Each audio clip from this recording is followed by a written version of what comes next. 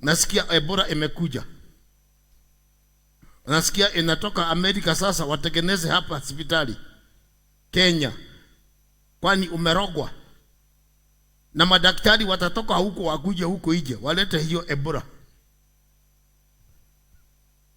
Amkeni sasa. Sasa hapo kuna kitu kinaenda. Nilikwambia Kenya inatafutwa na nchi za nje.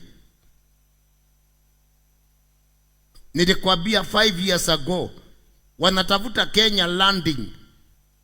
Sababu Kenya ni very strong.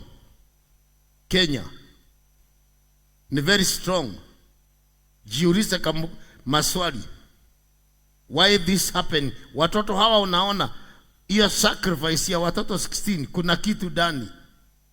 Kuna kitu hapo ndani. Walimu wawili wamesemekana walijua. Hiyo ni sacrifice.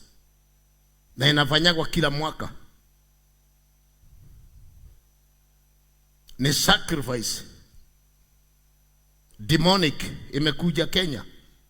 Mumesaini wanaume waoane, mmesaini wanawake waoane, mumesaini sasa hiyo Ebola iletwe hapa. Angalia wazungu watoe kwao, na Amerika ndio kubwa kuliko Kenya mara ngapi unafikiri?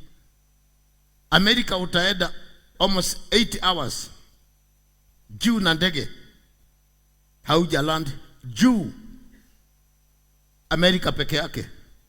Utakuta msituni huko, msituni kabisa, mamawe huko unaenda kuna nyumba hata moja. Sasa huko kwao hakuna mahali ya kujenga Ebola.